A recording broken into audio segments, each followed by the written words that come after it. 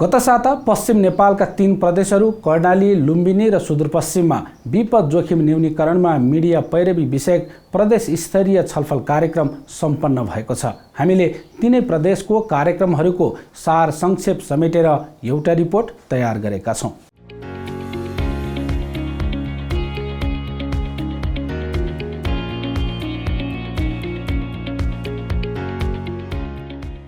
पश्चिम नेपालका 3 प्रदेश कर्णाली, लुम्बिनी र सुदूरपश्चिममा विपद जोखिम न्यूनीकरणमा मिडिया पैरवी सम्बन्धी छलफल कार्यक्रम सम्पन्न गरिएको छ।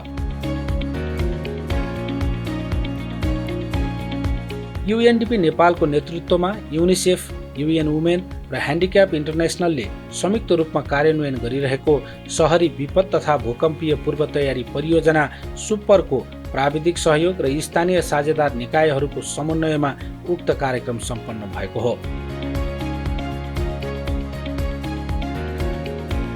कार्यक्रममा स्थानीय फोटो पत्रकारहरूले फोटो कथाको माध्यमबाट ती प्रदेशहरूमा रहेका विपद जोखिम तथा जोखिम न्यूनीकरणका लागि भएका पहलहरूलाई प्रस्तुत गरेका थिए। निकास खोलाको अलि तलपट्टिको भाग हो जहाँ चाहिँ वर्षेनी सानोतिनो पहिरोहरू चाहिँ गइरहेको छ। बर्सातको समयमा ठुलो पानी बगेको खण्डमा यहाँ जुनसुकै बेला पनि पहिरो गएर निकास खोला बुझिन गयो भने चाहिँ यो माथिल्लोपट्टिको बस्ती चाहिँ डुबान पर्ने जोखिम रहन्छ। आगलागीको घटनाको तथ्याङ्क हेर्ने हो भने पहिलाभन्दा अहिलेको समयमा अलि धेरै आगलागीको घटनाहरू भइराखेको तथ्याङ्कले देखाउँछ। विद्यालयमा चाहिँ त्यो बालबालिका सुरक्षित हुन् भन्ने उद्देश्यले त्यो बालबालिकालाई सुरक्षित गराउने हिसाबले चाहिँ उहाँहरूलाई चाहिँ भूकम्प प्रतिरोध क्षमताको चाहिँ अभ्यासहरू गराइयो भने उहाँहरू कुनै भूकम्प आइसकेको अवस्थामा उहाँहरू आफूलाई सेभ गर्ने खालको त्यो एक्टिभिटिज उहाँहरूले सिक्नुभयो भने उहाँलाई व्यवहारमा त्यो काम लागोस् भन्थे। यो नदीको कारणले चाहिँ बस्तीहरू पुरै जोखिममा छ। तटबन्धन लगाइएको छ केही मात्रामा, तर त्यसले पनि काम नगरिकन माथि अब घर पनि जाने अवस्थामा देखिएको छ। त्यो सुर्मी नालाबाट उर्लेर आउने बाढीले गर्दा चाहिँ खास गरी साउन, भदौ र असोज महिनामा चाहिँ उनको घर बस्ती डुबानमा हुन्छ। उनी मात्रै होइन कि त्यो एरियाको सम्पूर्णको डुबानमा पर्छ त्यो बस्ती चाहिँ। सोही प्रस्तुतिमा आधारित भई तीनै प्रदेशमा प्यानल डिस्कसन अर्थात् सामूहिक छलफल कार्यक्रम आयोजना गरिएको थियो। कर्णाली प्रदेशको सुर्खेत वीरेन्द्रनगरमा आयोजना गरिएको छलफल कार्यक्रममा वीरेन्द्रनगर नगरपालिकाका विपद जोखिम व्यवस्थापन समितिका संयोजक तथा जनप्रतिनिधि खिमलाल देवकोटाले स्थानीय सरकार विपद जोखिम न्यूनीकरणका सवालमा संवेदनशील भए पनि पर्याप्त स्रोत, साधन र क्षमताको अभावमा अपेक्षा अनुसार काम गर्न नसकिएको बताउनुभयो।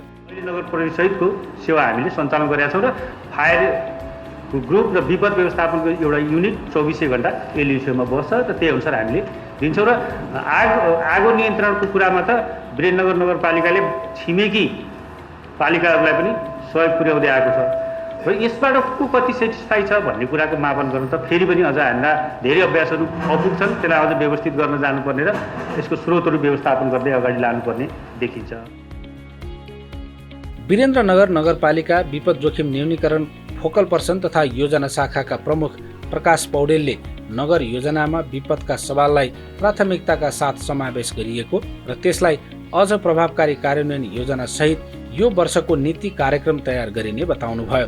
हिजो हामीले 71को बाढीसँगै होइन त्यतिखेर सबै त्यहाँ खोलामा भएको बस्तीहरू बगेर गयो। अहिले फेरि त्यही बस्ती बसिसकेको छ भने खोलामा यसरी बस्ती बस्दै जाने समस्याले चाहिँ ठुलो समस्या चाहिँ निम्तिया छ। त्यसलाई अब हामीले सुसूचित गर्ने र अलिकति सुरक्षित गराउनलाई नगरपालिकाले खोलाको तटबन्धनलाई विशेष फोकस गर्ने, खोलाको क्षेत्र अधिकारलाई यकिन गर्ने कामहरू गरिरहेको छ। यसले गर्दा खोलाको अतिक्रमण पनि रोक्ने र खोलामा हुन सक्ने चाहिँ यो बाढीको चाहिँ जोखिमलाई पनि कम गर्ने कामहरू भइरहेका छन्।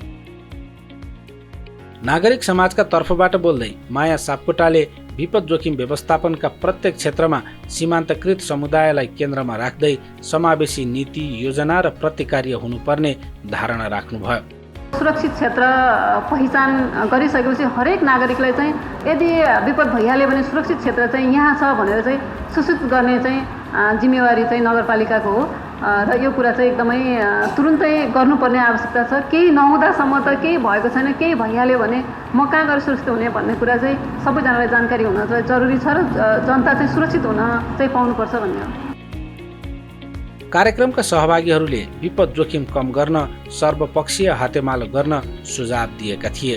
हामीले न्यून बजेटबाट र सामान्य तल जनचेतना स्तरको कार्यक्रम त सञ्चालन गरेका छौँ, तर त्यो जति हुनुपर्थ्यो त्यति परिमापकारी रूपले हामीसँग सामर्थ्य, स्रोत र जनशक्तिको अभाव चाहिँ तल स्थानीय तहमा देखिन्छ। विपद जोखिम न्यूनीकरण हुँदाखेरि चाहिँ अपाङ्गता भएका व्यक्तिहरूको लागि चाहिँ एकदमै बढी भइरहेको छ क्या। जोखिम हुँदाखेरि चाहिँ अपाङ्गता भएको व्यक्तिहरू झनै जोखिममा परिरहेका हुन्छन्। जस्तै समयमै उहाँहरूले चाहिँ समयमा सूचना पाउन चाहिँ कठिनाइ भइरहेको छ। उद्धारको क्रममा पनि अपाङ्गता भएका व्यक्तिहरूलाई प्राथमिकतामा चाहिँ राखिँदैन। यस्तै कार्यक्रम गत साता बाँकेको नेपालगञ्जमा पनि आयोजना गरियो। कार्यक्रममा नगर प्रमुख प्रशान्त विष्टले नेपालगञ्ज बाढी र आगलागी जन्य विपदको जोखिममा रहेकाले त्यस्ता विपदको सम्भावनालाई केन्द्रमा राख्दै नगरपालिकाले विपद पूर्व तयारी तथा प्रतिकार्य योजना र समावेशी रणनीतिक कार्ययोजना तयार गरी कार्यान्वयन गरेको बताउनुभयो। नेपालगञ्ज उपमहानगरपालिकाले विशेष गरी आगलागी लगायत भूकम्पहरूमा चाहिँ हुन सक्ने दुर्घटनाहरू र सम्भावित वडाहरू वडा नम्बर 3 र 7 मा अघि नै सरहरूले भन्नुभयो, अघि नै प्रेजेन्टेसनमा पनि हामीले विभिन्न क्षेत्रमा चाहिँ काम गरिरहेका छौँ भने आगलागीका कुराहरूमा फायर देन बाइकहरूदेखि लिएर र गलीहरूमा पनि कसरी व्यवस्थापन गर्न सकिन्छ र खाने पानीहरूलाई चाहिँ ल्याउनको लागि चाहिँ खानेपानी संस्थानसँग चाहिँ सहकार्य गरेर विभिन्न ठाउँहरूमा नजिकबाट नै क्विक रेस्पोन्स चाहिँ कसरी गर्न सकिन्छ र विपद आइसकेपछि कसरी चाहिँ ओपन स्पेसहरू अथवा विद्यालयहरूको पहिचान गरेर GIS म्यापिङ पनि हामीले गरिसकेको अवस्था छ र सुपर प्रोजेक्टको सहकार्यमा चाहिँ हामीले विभिन्न कार्यक्रमहरू र प्रत्येक वडामा चाहिँ भलिन्टियरहरू पनि हामीले चाहिँ ट्रेनिङहरू दिने र विभिन्न भलिन्टियरहरूले अहिले हामीले भन्दा पनि उहाँहरूले नै आफ्नो वडामा चाहिँ कसरी सामान्य जस्तो ग्यासबाट हुन सक्ने दुर्घटना, अन्य कुनै घरेलु उसमा चाहिँ हुन सक्ने घटनाहरूलाई चाहिँ उहाँहरूले आफै चाहिँ रेस्पोन्स गरेर र भलिन्टियरहरूबाट चाहिँ अहिले हामीले काम गरिरहेका छौँ। कार्यक्रममा लुम्बिनी प्रदेश योजना आयोगका उपाध्यक्ष डाक्टर दिल्लीराज अर्यालले विपद व्यवस्थापनका लागि सबै तहको सहकार्य अनिवार्य रहेको बताउनुभयो। कतिपय विपदलाई हामीले अलिकति प्रकृति हेरेर त्यसलाई पहिले नै हामीले तयारी गऱ्यो भने प्रिभेन्सन गर्न सक्छौँ, अलिकति मिटिगेट गर्न सक्छौँ। त्यसपछि आफ्टर डिजास्टर त्यसको चाहिँ छिटो हामी रेस्पोन्स रिकभरी रिकन्स्ट्रक्सन गर्न सक्छौँ। तर कतिपय त्यस्ता किसिमका विपदहरू छन्, जोखिमहरू छन् जुन हाम्रो कन्ट्रोलभन्दा बाहिर छन्। त्यो समेतलाई हेरेर हामीले चाहिँ आज छलफल गर्न जरुरी छ, मुद्दा उठाउनु जरुरी छ र हामी तिनै तहका सरकार मात्रै नभएर सरकारका हामी सबै स्टेक होल्डर हो। आज यहाँ धेरै स्टेक होल्डर हामी सँगै छौँ। एउटा कस्ट कटिङ मुद्दाको विषयसँग चर्चा गरिरहँदा बोलिरहँदाखेरि हामीले यसको बहुआयामिक ढङ्गबाट विश्लेषण गरेर त्यही अनुसारको हामीले योजना तर्जुमा गरेनौँ र कार्यान्वयन गरेनौँ भने मलाई लाग्छ हामीले अपेक्षा अनुसारको परिणाम हामीले सफल प्राप्त गर्न पनि हामी सक्दैनौँ। कार्यक्रममा उपस्थित जनप्रतिनिधि, सामाजिक सङ्घ संस्थाका प्रतिनिधि, पत्रकार तथा अन्य सहभागीहरूले विपद जोखिम सबैको साझा सवाल भएकाले सामूहिक रूपमा यसका विरुद्ध कार्यक्रम बनाउन तथा कार्यान्वयनमा जानुपर्ने धारणा राख्नुभयो। अब कम्तीमा पनि 6 मिटरको 8 मिटरको बाटोहरू भएको ठाउँमा त मजासँग चाहिँ दमकल जान सक्छन्, तर जहाँ दमकल जान सक्दैन त्यहाँ चाहिँ आज यहाँ मोटरसाइकलको चाहिँ अथवा चाहिँ बाइक दमकल प्रयोग गरेर पनि आगो निभाउने काम भएको छ। र यसमा स्थानीय तहले सकेसम्म हामीले त्यस्ता सडकका मापदण्डहरू बनाउँदाखेरि र घर निर्माण गर्दाखेरि त्यस्तो प्राकृतिक विपत्तिहरूबाट हामीले जोगाउन सक्ने गरी अथवा चाहिँ हाम्रो भवन संहिता चाहिँ लाई पूर्ण रूपमा कार्यान्वयन गर्ने गरी अगाडि बढ्न सक्यो भने भविष्यमा चाहिँ त्यो खालको जोखिम हुँदैन भन्ने कुरा चाहिँ मैले यहाँहरूको बिचमा राखेँ। ब्रेन स्टोमिङमा कहाँनिर कति काम गर्यो र सचेतना प्रवर्धनको पाटोमा हामी मिडिया सँगसँगै छौँ। सचेतना प्रवर्धनको काम हामीले तपाईँहरूसँगै गरिरहेका छौँ।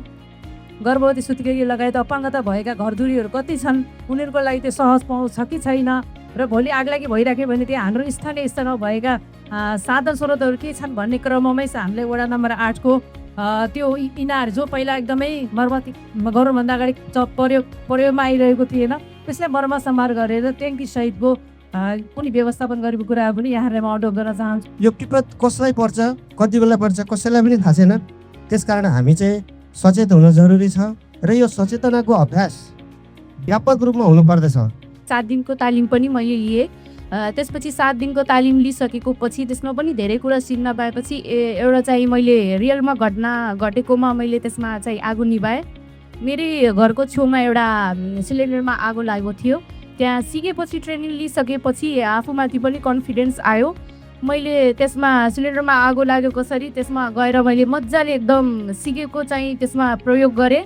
अनि त्यो सिलिन्डरमा आगो लागेको मैले त्यसमा निभाएँ अनि धेरै ज्यान पनि जोगाएँ। अब नसिकेको भए त्यहाँ गर्न मिल्थेन, तर मैले सिकेको कन्फिडेन्स आयो र त्यसमा मैले आगो चाहिँ निभाएँ।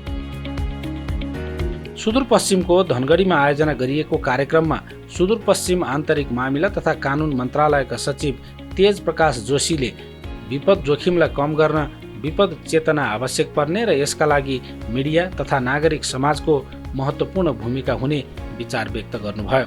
विपद जोखिम आउनुभन्दा पूर्वको अवस्थामा पनि इन्फर्मेसन उहाँको छ भने हामी जति नोक्सानी बेहोर्नु पर्थ्यो त्यति बेहोर्दै, अथवा जति जीव ज्यानको क्षति हुनुपर्थ्यो त्यति हुन उहाँले दिनुभयो। अहिले बाढी आउने सम्भावना छ है भन्यो, यतातिर भन्यो जलवायु विज्ञानले यस्तो भनेको छ, पानीको सतह यति बढिया छ, यस्तो स्थिति आएको छ, माथि चाहिने जङ्गलको ऊ ठाउँमा यस्तो भएको छ, पहिरो आउने सम्भावना छ, तल कुनै गाउँको तल चाहिने यो स्थिति छ, हिमतालको अवस्था यस्तो छ, नदीको बहावको स्थिति छ।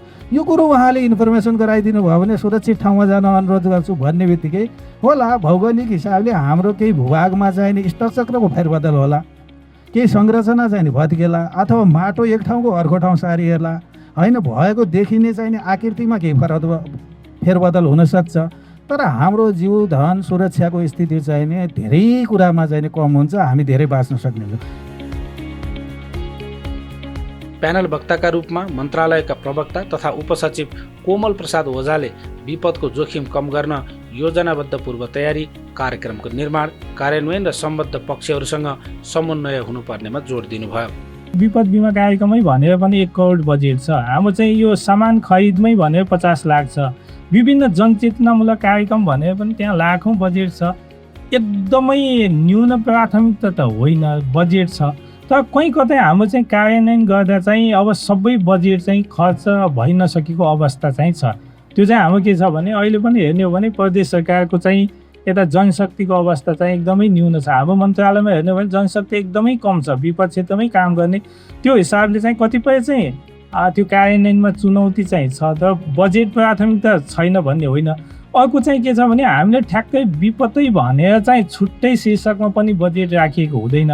सबै मन्त्रालयले चाहिँ विपद पूर्व तयारीका सन्दर्भमा कृषि छ भने कृषि क्षेत्रमा, त्यस्तै सामाजिकले शिक्षा स्वास्थ्यको क्षेत्रमा उहाँहरूले पनि विनियोजन गरेको हुन्छ। तर ठ्याक्कै बजेट अब यो विपदै भनेर चाहिँ अलगै शीर्षकमा नराख्दा कहीँ छैन कि भन्ने जस्तो चाहिँ लाग्छ होला, तर पनि हामीले केही चाहिँ सम्बोधन छ। गोदावरी नगरपालिकाकी उपप्रमुख शारदा देवी रोकायाले नगरपालिकामा विपद व्यवस्थापन समिति गठन गरिएको र उक्त समिति मार्फत जोखिम न्यूनीकरणको प्रयास भएको जानकारी दिनुभयो। नगरपालिका क्षेत्रभित्र रहेका विभिन्न जोखिमयुक्त बस्तीहरूको पहिचान गरी तथ्याङ्क सङ्कलन गर्ने र सुरक्षित आश्रय स्थलको पहिचान तथा सोही समुदायसँग आवश्यक छलफल कार्यक्रम गरेको छ र नगरपालिकासँग समन्वय एवं सहकार्य गरी क्रियाशील रहेका सङ्घ संस्थावालासँग बसेका निकायहरूसँग विपद पूर्व तयारी तथा प्रतिकारका लागि अन्तर्क्रिया कार्यक्रम गरेका छौँ।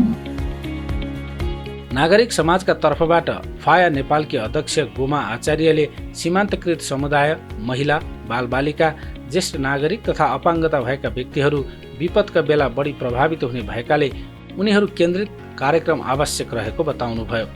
उहाँले स्थानीय सरकार, गैर सरकारी संस्था र समुदायबीच सहकार्य बढाएर उत्थानशील समाज निर्माण गर्न सकिने धारणा पनि राख्नुभयो। चुनौती चाहिँ समुदायमा पर्याप्त सूचना छैन। जस्तो एउटा के छ भने अनुभवमा फिलिपिन्समा यही जेडसी नीति कसरी काम गर्छ र त्यो समुदायमा कसरी काम गर्नुपर्छ भन्ने एउटा सानो मिटिङमा एउटा अवसर पाएको थिएँ। त्यो ठाउँमा के छ भने प्रत्येक घरमा कहाँ ज्येष्ठ नागरिक हुनुहुन्छ, कहाँ अपाङ्गता भएका व्यक्ति हुनुहुन्छ, कहाँ गर्भवती हुनुहुन्छ, कहाँ सुत्केरी हुनुहुन्छ, उहाँहरूले हप्ता दिनमा सबै वेबसाइटबाट पनि अपडेट हुन्छ र हाम्रो जस्तो प्रदेश कार्यालय जसले अगुवाई गर्छ, यो हाम्रो सिओपीहरूको अगुवाई पनि उहाँहरूले नै गर्ने हो होइन, क्लस्टरको अगुवाई पनि उहाँहरूले नै गर्ने हो, सरकारले गर्ने, त्यो बगानले त्यो क्लस्टरमा आइपुग्छ। यो विपद भए पनि नभए पनि यो सम्पूर्ण कुराहरू चाहिँ उहाँहरूलाई 7 दिनभित्र अपडेट भइसक्छ। त्यस्तो वेबसाइटहरू हामीसँग नबनेको हो कि हामी जनशक्ति नभए हो कि हामीले गर्न नसकेको हो, त्यो कुरा चाहिँ गर्नुपर्छ होला भन्ने मलाई लाग्छ। कार्यक्रममा उपस्थित स्थानीय निकायका प्रतिनिधिहरूले योजना माग गर्ने क्रममा समुदायले विपद जोखिम व्यवस्थापनका सवाललाई प्राथमिकता नदिएको गुनासो पनि व्यक्त गर्नुभएको थियो।